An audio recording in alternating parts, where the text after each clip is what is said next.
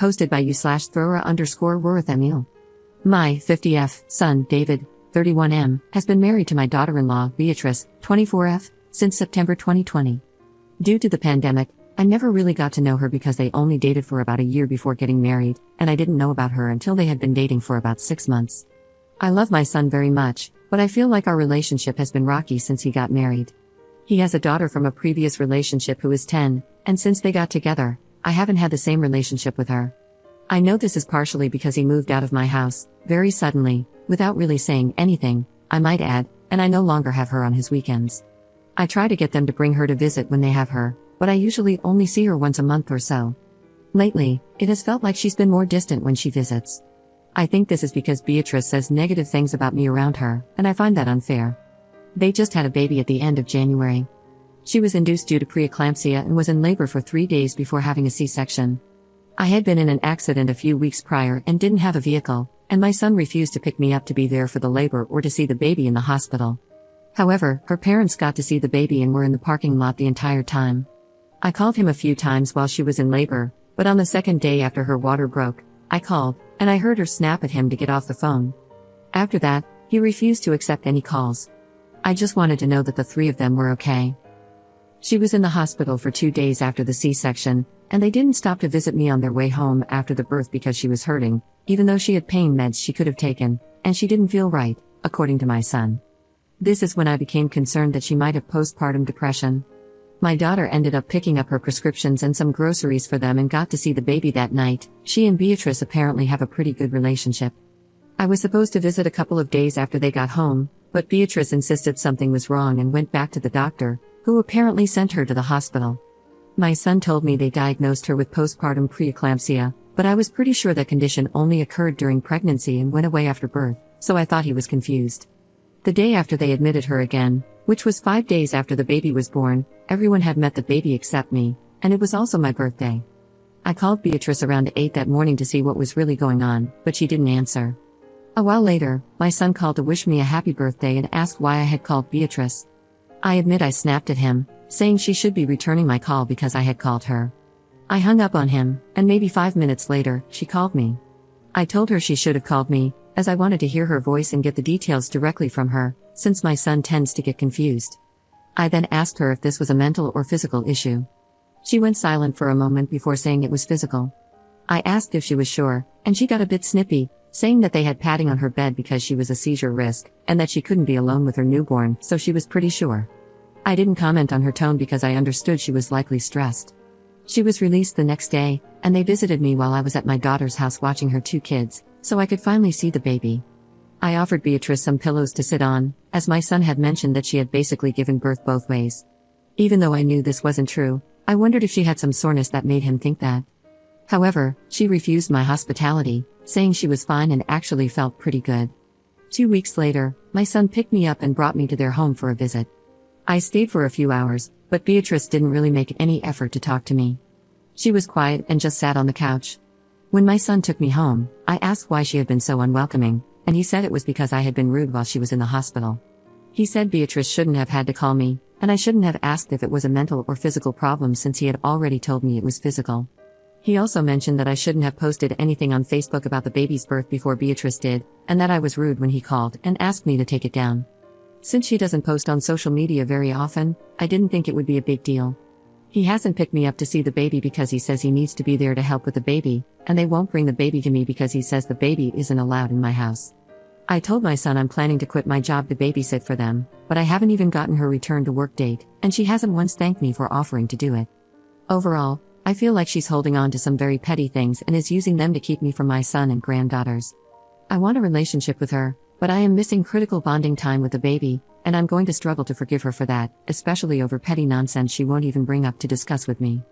I'm really wanting to send a text and lay all my feelings out to her and just hash it out, but I understand there are probably cultural differences at play in all of this too, so I could use some advice on what to say. Update 3 weeks later. Well, I apologized to my daughter-in-law for all the things my son listed. Since I had received feedback that it was my son's job to handle his family, I told him my apologies to pass along, and then I waited. However, I got no response from Beatrice, no thank you, no attempt to bury the hatchet, nothing. So, last Friday, I made an appointment with an attorney to discuss grandparents' rights and had that appointment on Tuesday. The lawyer told me I had a good chance with my older granddaughter but would likely get nowhere with the baby. I filled out some paperwork to get the process started, but Tuesday night, I started questioning if I was doing the right thing. I called one of my friends to discuss it and was seriously considering not moving forward after talking to her. Then yesterday, I received this message from Beatrice. My name, this is Beatrice. I just wanted to let you know that a friend's name told us you're intending to go for grandparents' rights and also shared everything you've said about me. Let me first say that I have not once kept either of the girls from you, and I certainly haven't kept Son's name from you. He is a grown man, and if he wanted to talk to you, he was free to. You haven't asked to come over and visit since Son's name picked you up. You can't expect us to read your mind or drop everything and come pick you up. We have a new baby, and we have our own lives. I also haven't said a word to you about what happened during delivery/postpartum because I have no energy to argue with you. Son's name said you apologized, and I told him I appreciated it, even though it was not a real apology. You apologized for what you did to hurt my feelings, not that my feelings were hurt. I don't have time for your drama.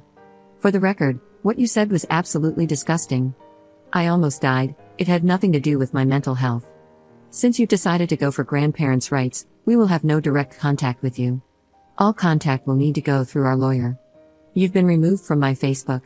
You are not permitted to post any pictures you've been sent of my child on social media, and older granddaughter's mom's name feels the same way regarding older granddaughter's name.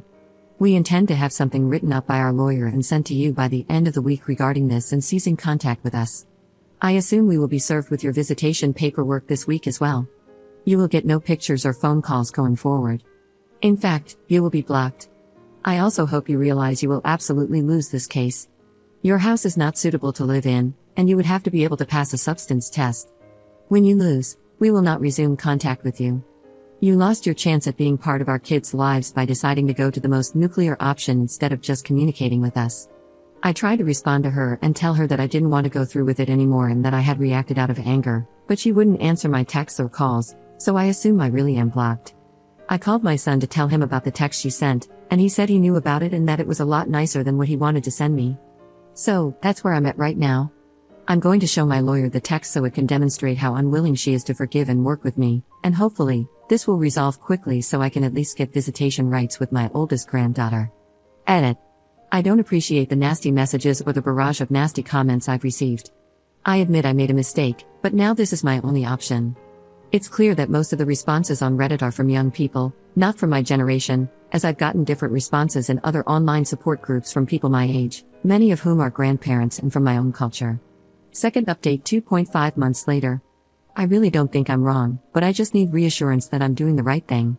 I have a son David who is married to Beatrice.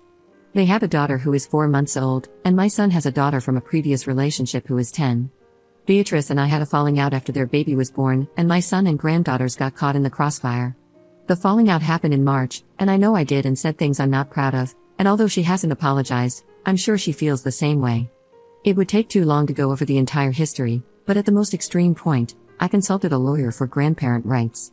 During this time, my son had no contact with me, but when I dropped the grandparents' rights case, I asked for things to go back to normal. My son expressed that he wanted things to return to normal, but that a lot of damage had been done, and he wasn't sure if we could truly go back to how things were before. For Mother's Day, my daughter decided to take me out to dinner, and she begged David to come and bring the baby. The oldest was with her mom.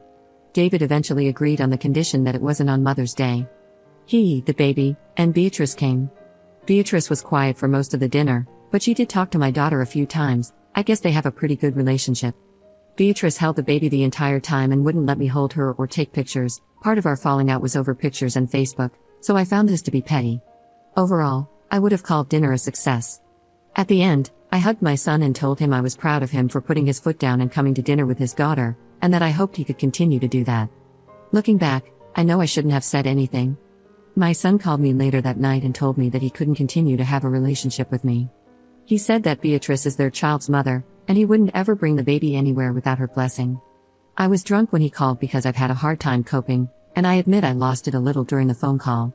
I told him it was despicable that he couldn't stand up to his wife, and that he should have come to see me on Mother's Day because I am his mother. He ended up hanging up on me. I called the next day and profusely apologized to him. I know it was wrong of me to have said what I did, and I told him I want a relationship with him. He told me he couldn't do this with me anymore. I have been heartbroken ever since, but I understand, I guess.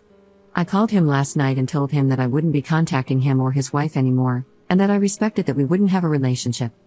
I also let him know I would be taking him off as my power of attorney and out of my will, so he never had to be bothered with anything from me again. I don't have much anyway. He got mad at me and called me a sorry excuse for a mother, and now my daughter is saying I'm manipulative. I really don't understand how I was wrong in giving him what he wants. Third update 2 days later.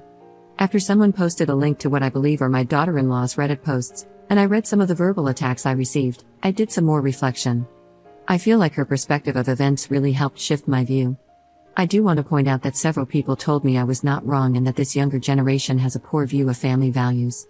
I truly believe I was judged so harshly because there are so few parents and grandparents on Reddit. I went to my son and daughter-in-law's house, but it was mostly empty. I was afraid of this after reading her post and some of the comments. I found the listing, and it's been posted for almost a week and is currently pending, but I can't find where they moved to, and all the photos show the house mostly empty. I suspect they bought a new house under an LLC, so I'm currently trying to figure out how to find out the name of the LLC and then find the house. I talked to one of their neighbors, and they said they moved most of their stuff out around the beginning of May, so my son kept this from me for quite a while, and didn't even bother to mention it at dinner. I had a meeting with my therapist to help me through this, but I'm still a wreck. My son has just disappeared. I know everyone here is looking at my small 3,000 character limited posts and my daughter-in-law's long gripes about me, but my son wouldn't do this on his own. His wife is absolutely manipulative, but it doesn't change the fact that I handled this all wrong and drove him further away. If I had just sought out a relationship with my son and granddaughters without involving Beatrice, I don't think I would be in this situation. I should have just played nice. One commenter put it perfectly when they asked me, "Do you want to be right, or do you want to have a relationship with your son and granddaughter?" And I chose wrong. My therapist told me to give myself some healing time before pursuing anything, but for now, my plan is to save some money and hire a private investigator to find my son. Then I'll work to rebuild our relationship and his trust so we can eventually get him out from under her influence. Again, I recognize I was wrong in some of this. I know I was overly demanding and critical, and I accept that I made mistakes. But I didn't deserve this. People who use kids and grandkids as pawns are evil. Edit. Screw everyone here. I am far from being a devil. I am not evil. The person who is evil is the one who took my family completely away from me. My daughter-in-law has completely manipulated my son. I'll admit I was far from perfect, but I don't deserve what you people are saying about me. I hope one day you feel what it's like to lose your child and grandchild to a manipulative person who just wants to cut their family off. Fourth update 1 year 5 months later. Can I sue to get my son's ashes? My son passed away earlier this year. We had a really rocky relationship over the last year or so, mainly caused by his wife. They separated after he had a work-related accident that caused a traumatic brain injury, which had lasting effects on his personality. She basically decided she couldn't handle it and told him to leave. They were separated when he passed away, but I don't know if divorce had been officially filed. They supposedly had 2 children together, and he has an older daughter from a previous relationship. When I received the news of his death, I was able to see him before he was cremated. I requested some of his ashes from the funeral home, but my wishes were not honored, and I didn't want him cremated either, but that wish wasn't honored either. I've reached out to her about a number of things, including his ashes and some of his belongings, but she is not willing to part with any of it, even though they were separated. She claims the ashes and belongings should go to his supposed children, along with all his life insurance policies and his work settlement. I say supposed children because I have reason to believe her children are not his. Can I sue for his ashes and belongings? Is there a way to have a paternity test done so that his belongings and ashes can go to his sister and me if we are his only living relatives? I don't understand why she would get everything if they were separated and she abandoned him. I feel like his actual living relatives should be entitled to everything. Commenter. If the breakdown was his wife's fault, why didn't he reach out once they were separated? How do you know they were separated, and how long was it? Ops response. He did reach out before they were separated, after his injury. His injury finally gave him the strength to stand up to her. I know they won't replace my son, but I would still like to have some things to remember him by. I won't be able to have a relationship with her or the kids, if they are even his, because she destroyed our relationship after giving birth to her oldest, and did the same to me, the mother of his other daughters. Commenter. The way you talk about your supposed grandchildren really doesn't sit right with me. It makes me think that you were to blame for the falling out, not her. If the supposed children were good enough for your son, that should be enough for you to treat them as such, regardless of how you feel. Also, he left children behind. That money will help them. I want to feel sorry for you because you've lost your son, and I can't even begin to fathom that. But you just give off mean girl energy. Ops response. I can't treat them anyway because their mother won't let me be around them, as even convinced the oldest child's mother as well. She has taken everything, including the last moments with him, and stole a year and a half of his life from me. She abandoned him. Commenter. By supposed kids, you mean your grandchildren? This post screams that you're only concerned about the money. Ops response. I don't just want the money, I just don't think it should go to her. I would like some of his belongings because I want something to remember him by. He built things that I would like to have, and there are items he got from my mother that I would like back. I also have reason to believe the kids aren't his. His wife made us estranged, and I blame her for his death. I don't think it's fair that she gets everything after leaving him because of his disability, including the settlement money from his job once it's finalized. He died alone in a hotel because she wouldn't take care of him and was punishing him for talking to me after his injury made him stand up to her.